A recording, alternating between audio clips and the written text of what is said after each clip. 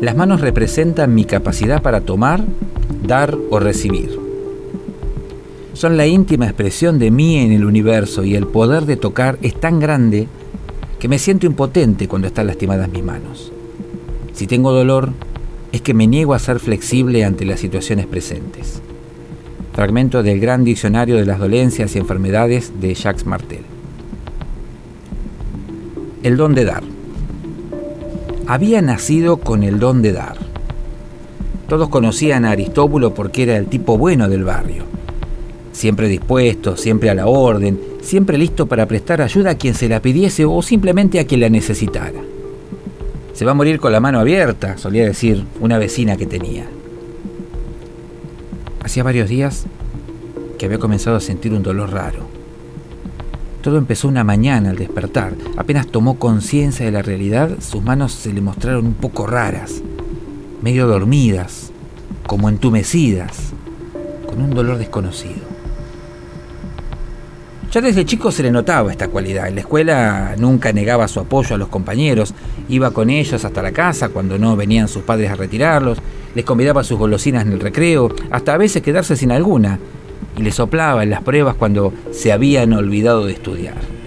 La maestra no era tonta, se daba cuenta, pero era Aristóbulo.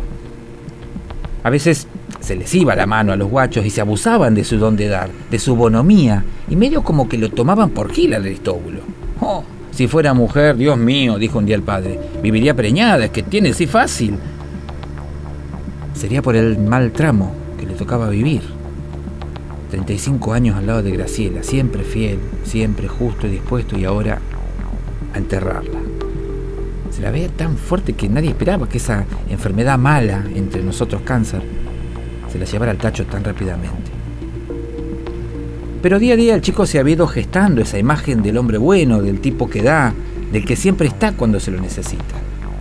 Y fue tanta su dedicación a los otros que no tardaron en llegar los reconocimientos. Fue elegido mejor compañero en 7º grado, luego designado para llevar las ofrendas en la misa y también seleccionado para dirigir la palabra en más de un acto de la facultad por su carisma y su buen talante. Pero esa mañana le dolían mucho las manos. ¿Será que los 62 eran la edad justa para la llegada de la artrosis o de la artritis? No, seguramente había dormido con las manos cerradas, apretando en los puños el desconsuelo y la soledad anticipada de los años venideros sin Graciela. Ya de más grande se había transformado en un dechado de virtudes solidarias. Yo te alcanzo, yo me encargo, yo te ayudo, deja que lo hago yo, no te pongas así, que acá estoy, te doy una mano. Generalmente su corazón se henchía de felicidad ante los halagos de los amigos que sentían en Aristóbulo el espaldarazo que en ocasiones la realidad les negaba. Pero otras veces se le estrujó ante la bofetada de algún indolente que se abusó de su bondad y nunca le devolvió esos pesos que el amigo le había prestado para sacarlo del apuro. Lo doloroso no fue que no devolviera la plata, que es en definitiva la plata, sino que se la negara y además se hiciera el ofendido y le quitara el saludo. Mientras terminaba de despertar de la siesta que había logrado tomar, obligado por los hijos que habían quedado en el velatorio, hizo un repaso de su vida junto a Graciela. Vinieron a este presente en sombras el día que la conoció, la primera carta, la primera salida, los meses de noviazgo, el día de la boda, la llegada de cada uno de sus hijos, algunos cumpleaños, algunos aniversarios, algunas peleitas, celos y aquella vez en que la descubrió con Raúl. De su vida de casado, de esos 35 años, qué decir, un padre generoso, siempre llevando a los chicos a la escuela y asistiendo a cada reunión, presente en cada momento, poniendo el hombro y más para que nunca se quejen, un yerno ideal, cada día cuidando de Graciela y asistiendo a sus padres ante cada achaque que la vejez o los malos negocios de Fausto, el suegro, iban presentando. Y por supuesto, un marido abnegado, dispuesto siempre y siempre caballeroso hasta el límite de perdonar y sepultar aquel asunto con Raúl, el amigo de la juventud de su esposa. Pero esta mañana, con este dolor en las manos y con ella a horas de ser sepultada, las cosas se le están mostrando de otra manera. Uno entiende cómo pasó aquello de Raúl y todo fue quedando como en la nada. No entiende por qué nunca pudo hablar hasta la raíz de aquel asunto, no entiende por qué hoy aparece esta necesidad de hablar de aquello justo cuando ya no se puede. ¿Será que en el fondo nunca pidió explicaciones por miedo? Prefirió seguir dando otra oportunidad, dando perdón, dando. Capaz que en el fondo había sido un ser muy carente y por eso daba como una forma de pedir, como una manera de decir, mirá qué bueno que soy, quereme.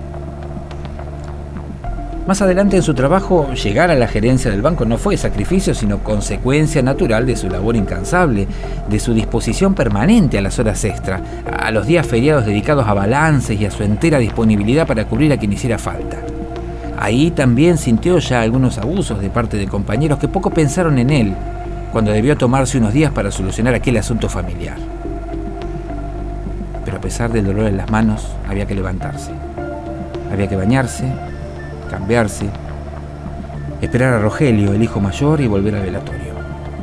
Y sentarse allí y dejarse saludar, dejarse dar la mano, dejarse dolorosamente dar la mano a cada rato, hasta que el dolor se hiciera tan fuerte que no la sintiera, hasta entender que no se podría sacar ya más de la cabeza la imagen de Graciela y Raúl juntos en la cama, hasta entender que tendría que haberlos ahorcado, hasta comprender que fue una estupidez no haberlo hecho.